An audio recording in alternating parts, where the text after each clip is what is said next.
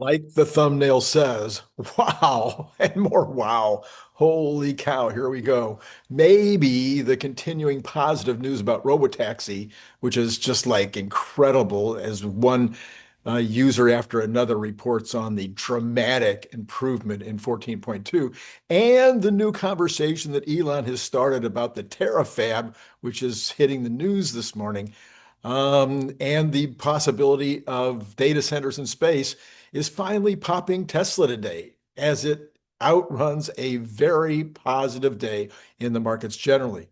Now, I want to give you a heads up today. Be sure to hang out until the end when I'm going to give you a short analysis of whether the US and or the world is in an AI bubble. And I think my answer will surprise you. I don't think you're hearing this analysis like this anywhere else. And I think you'll agree with it. And I want to know in the comments below whether you do or don't. Now, some are calling the Model Y Performance the best car ever created. And they're not even giving exceptions. Car and Driver says basically the same thing without saying it. This is wait a minute. Before I do that story, I got things out of order a little bit here. Sawyer Merritt says that Tesla is surging towards a historic milestone in Norway, putting on a track to break Volkswagen's longstanding annual sales record in the country. Tesla reached 26,127 Norwegian sales so far in 2025, hundreds of units away from surpassing that record. Okay, so now let's go to the Car and Driver. There's one line that he utters that cuts to the core of the reason of why the Tesla Model 3, I'm sorry, Model Y performance is so amazing. Who, the expletive deleted, takes a Model Y on a racetrack? Tesla is reintroducing the Model Y performance for 2026, and instead of following the same path with the previous generation performance that put out, this latest version creates its own driving line with a shifted focus from track performance to everyday enjoyment. These changes are evident right off the rip. Track mode has been deleted, taking several fun features with it. This includes multiple levels of stability, control, battery conditioning, etc. In addition to the ability to adjust torque. Without as much emphasis on track life, Moravi sees the new Model Y performance as a more rounded out corner carver. Within the new and larger 16.0-inch central touchscreen packing more pixels and vibrant colors, the drive modes are now limited to chill, standard, and insane. There are two settings for the adaptive dampers, standard and sport, and yaw intervention adjustability is limited to just reduced mode. With more usability in mind, a trailer hitch and a 3,500-pound tow rating are standard. The latest Y might be short on racetrack-ready antics, but nobody will be left wanting for straight-line speed. The Model Y Performance shares its front and rear motors with the recently refreshed Model 3 Performance, with the latter motor sporting Tesla's latest fourth-generation design. Combined output sits at 510 horsepower, enough for the Tesla estimated 60-mile-an-hour sprint speed of 3.3 seconds on a Model Y. We think it'll do a tad better once we get it to our test track. With insane mode active, the power delivery is rapid. It's not break-your-neck intense, but enough to elicit a few giggles. Forward visibility is excellent, providing a front row seat of the charred and towering redwood trees that flash by on our trips through the Santa Cruz Mountains south of San Francisco. The brakes are closely related to the Model Y's premium, albeit with a larger rear rotor and grippier pads, and pedal feel inspires confidence right from the initial push. Over the course of our day, we blast through what feels like 7,000 corners of varying radii, cambers, and speeds, and the Model Y Performance handles it all with grace. Inside, performance-specific front seat features larger side bolsters to keep your loose bits in place and thigh supports for those with longer legs. We'd like a little more ramp up in steering effort as we twist the steering wheel, but its action is precise. The stability controls reduced mode provides the right amount of tail out fun on corner exits before reeling us back in, just as the Tesla intended. since not every pilot comes with thousands of hours of seat time. All season hand cooks are standard, but for more lateral stick, Tesla will offer Pirellis. Tesla readily admits that the previous Y's performance ride quality wasn't great, so they've made it a lot better. I think you know most of those changes. It concludes with this. We're the biggest advocates of driving things yourself, but we'd be remiss if we didn't talk about the Performance's $8,000 full self-driving supervised option. There's something nice about being able to take in the scenery while the vehicle handles the brunt of our coastal highway trip. Heck, you'll even make that turn when we would have missed thanks to all that daydreaming. But when we're heading back to the canyons, the computer can return to riding shotgun. By the way, you may remember I took that trip up Highway 1 recently all the way to the end where the road ends. I mean, goes off a cliff because it's broken, and back with no interventions on a 12.6. CNEV post as this morning, BYD, which produces BEVs and plug-in hybrids, in the third quarter, a 31.37% year-on-year increase, but a 4.03% decline from the second quarter. Tesla, which only produces BEVs, delivered 497,000 vehicles compared to BYD's 582,000 passenger BEVs. Now, they don't say anything here about who had the most dollar volume in BEVs or who had the most profits in BEVs. What do you think would be the answer for both of those? Global new energy vehicles sales reached 5.39 million units in the third quarter worldwide, which is a 31% year-on-year increase according to TrendForce. BEV sales reached 3.71 million of that total, up 48% year-on-year. And then PHEV sales totaled 1.67 million. So it seems like the BEVs are beginning to pull away as we predicted on this channel. CNBC has this morning, based on a video featuring James Carmack, CEO of Clockwise Capital, discussing Tesla's investment value amid U.S.-China tensions and recent sales challenges. Here are 5 key takeaways. Carmack emphasizes Tesla's core strengths in innovation and long-term potential over the short-term geopolitical or market headwinds. Focus on robotics and autonomy as growth drivers. Carmack highlights Tesla's pivot to humanoid robots and robotaxis as the real value unlockers, potentially adding billions revenues. Despite China's dominance in industrial robots, Tesla's data advantage from its vehicle fleet positions Tesla's data advantage from his vehicle fleet positions it to I'm going to try that one more time. I know it's just crazy that I can't read. Tesla's data advantage from his vehicle fleet positions it to compete globally, independent of manufacturing locations. Long-term bullish stance despite valuation concerns, with Tesla stock volatile, up 22% post Q3 2024 earnings, but pressured in 2025. Carmack maintains a positive outlook, targeting normalized EPS over $10 a share. I'd say so. He advises against panic selling, citing Elon Musk's trillion-dollar payday package as aligning with ambitious but achievable robotics and FSD milestones.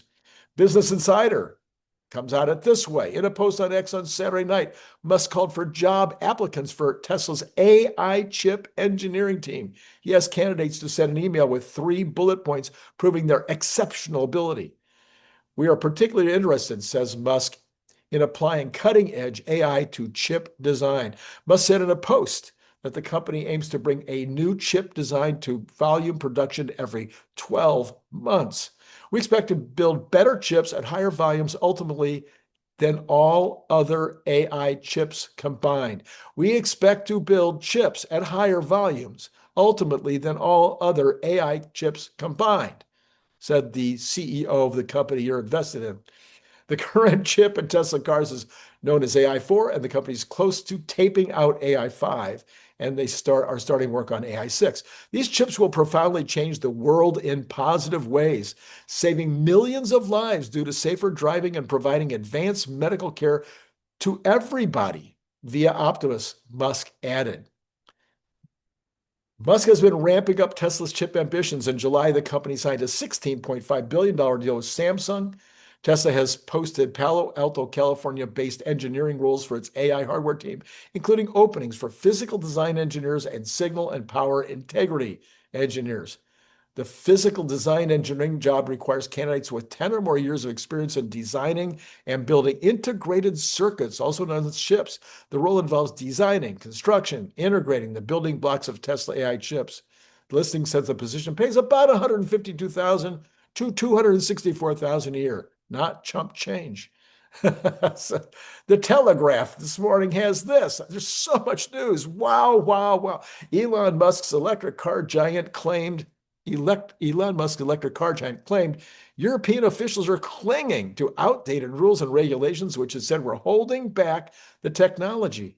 It comes as Tesla hopes to debut its self-driving cars in Europe in 2026, 5 years after Mr. Musk said they could be rolled out across the continent. Tesla said on social media that has been locked in talks with European regulators for more than a year to release its full self-driving technology, which allows its vehicles to drive almost unaided. It said Tesla was yet to gain approval despite recording 1 million kilometers on European roads across 17 countries as part of various tests.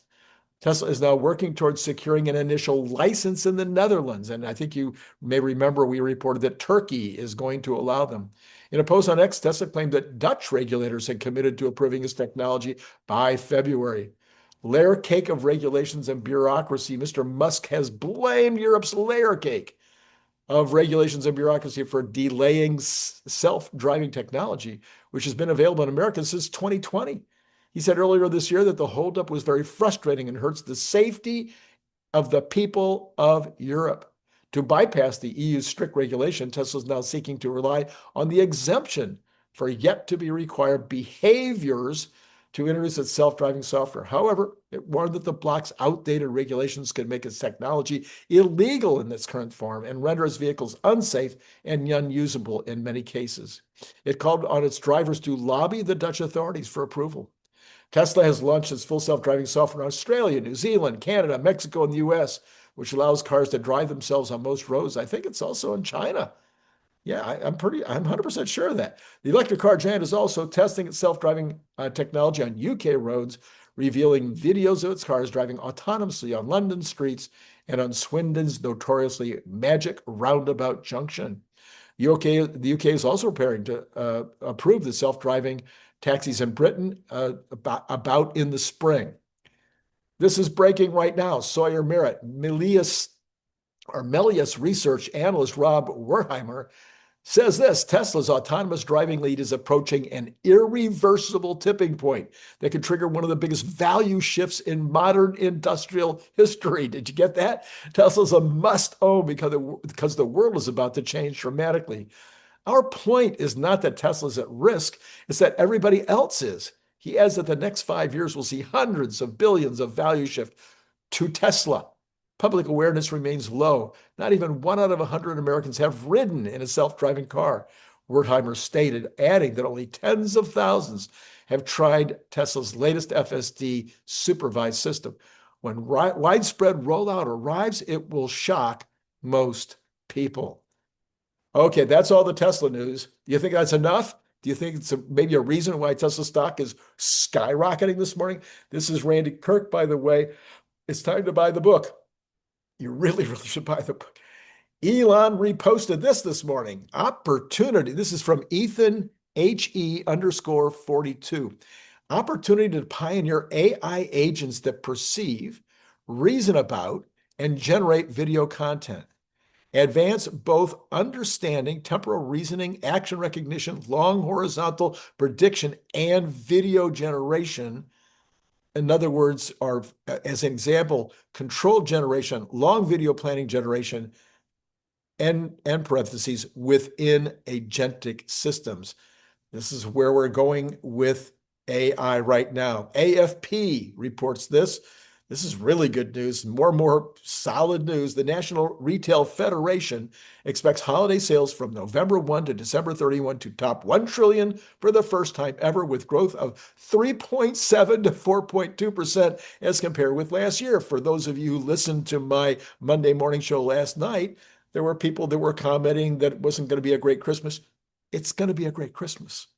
The record-setting 43-day government shutdown, which left hundreds of thousands of federal workers furloughed and without a paycheck, triggered a decline in demand and in revenue for the private sector, but that situation is expected to quickly be reversed as they get their paychecks. President Donald Trump's sweeping on-off tariffs, however, could affect demand for certain products, although experts say competition should temper the effects of tariffs on consumers' wallets. Oh, really? We're seeing a deliberate and aggressive approach to avoiding passing price increases on to consumers, said NRF President Matt Shea. Competition, especially in online deals, should help avert a massive hike in prices. I'm going to take a very short, not me, they, he says, I'm going to take a very short oh, no, this is me. I didn't put my break. Okay, here you go. This is what you've been waiting for. This is what I told you needed to listen to. I'm going to take a very short crack at the AI bubble issue. And I'm going to ask my other co-host this week to chime in on what I'm going to tell you. We already know that Brian Wang will say that the need for inference chips is unlimited, including covering Mars with data centers. So I already know what Brian's going to say. But here's my concerns and my thinking. I keep coming back to the consumer, listen to me now, of the final product and the value of that consumer product. Is there enough of it? What will people want to spend the next $1 trillion on after, as Alex on the Moonshot podcast says, all physics, all math, all biology, and all medicine has been solved. And he thinks that happens within 5 years. What will people want if all their needs are met? There's a limit. It's not a limit to the amount of intellectual knowledge that we can gain, but there might be a limit to the amount of intellectual gain that will produce something that somebody will pay for. In order to continue to multiply the chips, there has to be a multiple of not just use cases, but also use cases that someone will pay for, as I just kind of said. In one example, someone said AI can be used to do a better job of watching the incoming data from all the telescopes on Earth and in orbit. I think this is a great idea. Humans can't get all that data and think about it and see the anomalies and whatnot. I'm sure it's a great use, but is it a monetizable use? Therein lies the rub. Having said that, I have little doubt that the next 10 years of spend will be both useful and profitable for the winners of the AI race. We humans do have a bunch of solvable problems, and solving most of them will create new ones. Solving these problems is going to create new problems. Think wealth as a problem, not as a solution.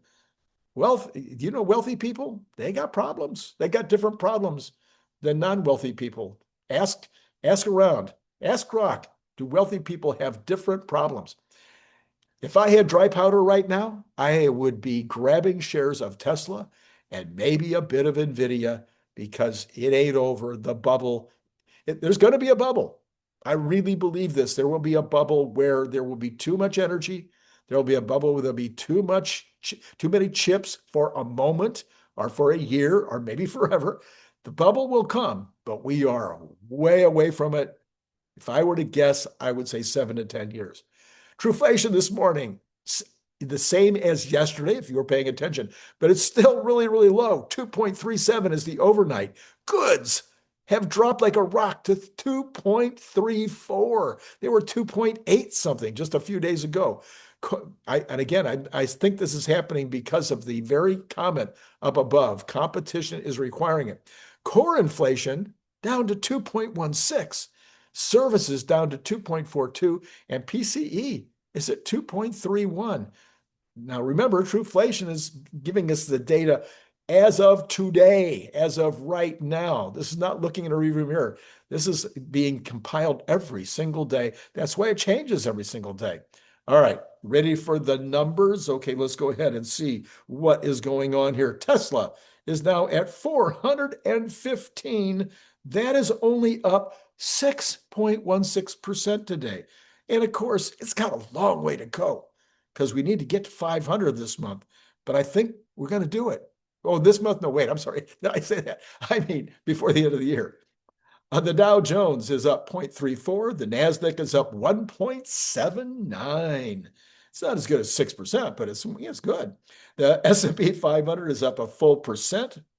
And then we've got the Magnificent Seven all up, except NVIDIA is actually down.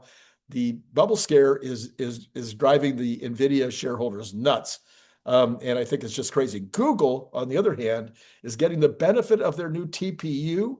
And everybody's now looking at the two-way race between Google and Tesla as far as the, what would you say, the consumer end of this business. NVIDIA is still going to be, supplying the picks and shovels. There's no doubt about that. Now, will there be other people involved in providing some of those picks and shovels? Yes, there will. So I'm still a big fan of believing NVIDIA is just going to continue to go crazy. All right, rest of the Magnificent Seven is up. As mentioned, VIX is down 8%, but still over 20% this morning at 21.55. It was lower earlier. And then we've got the Cathie Woods, which are mixed, but mostly higher. PayPal is down this morning after being up on Friday, and Block doing the reverse, of course. Those two are competitors you might want to keep in mind. All right, let's go ahead and go to bonds. The bonds were down last time I checked. Let's see if they continue to be down. Come on now. Here we go. Yes, down 1.3 basis points to 4.05. They were down just a little bit more a second ago. They were under 4.05, but maybe we've got a shot at getting down to the threes shortly. We've got the oil prices down a teeny tiny bit, 57.97. Natural gas down 1.72%, but still at $4.50. We've got gold up $8.80, 4,088. Silver down up 0.22, back over $50. Copper getting a lot of mentions this morning as maybe there's too much copper in inventory right now. Maybe people were building up some inventory against this mining disaster. But right now, copper's back down just a 2.5 cents under $5 at 497, 498. The dollar is sagging a bit this morning after being way up. I mentioned last night that the dollar against the small group of currencies, I think it's 7 currencies, is down 3% since Trump was elected, since November 1st of last year, and is up again 3% against the large basket of currencies. What that says to me, the dollar is doing just fine. Bitcoin is down 1,094 this morning, back to 86,389. His name is Tom Lee. Believes it's got to go to may go to 77,000 before it pops. Ethereum is up this morning though, 0.47 at 28.41. And those are the numbers. What's coming up later today? Larry Goldberg and Brian White. You would be right if that's what you guessed. And then last night, oh my goodness, there was so much content over the weekend. The numbers were not great. Maybe people were traveling. I mean, the numbers are okay. They weren't great. I'm going to point you to Sunday mornings in particular. If you didn't see Monday morning, you probably should go back and look at that. But I'm only going to put the card up for the Sunday morning show where I talked about this whole business of inference chips. So there it is right there. That's really, really, it's the latest story, and it's going to be impacting Tesla for a while. You need to buy these for Christmas. They're so cool. See that little bottle opener on there? And by the way, it's got a magnet on the back. You see the magnet on big, fat magnet on the back. So you can put it up on the refrigerator, and it's very cool looking, and it's very solid. and it's only 25 bucks. And everybody bought thousands of them the last two Christmases. Let's see if we can make out. Maybe this will be the record for Cybertruck. Cybertruck will break a different kind of record this Christmas. The other thing you want to do, of course, is buy the book. Somebody this morning said that they only gave it a 3, but they said one of the writers was a brilliant writer. I'll let you guess which writer they mentioned. It's been great talking to you.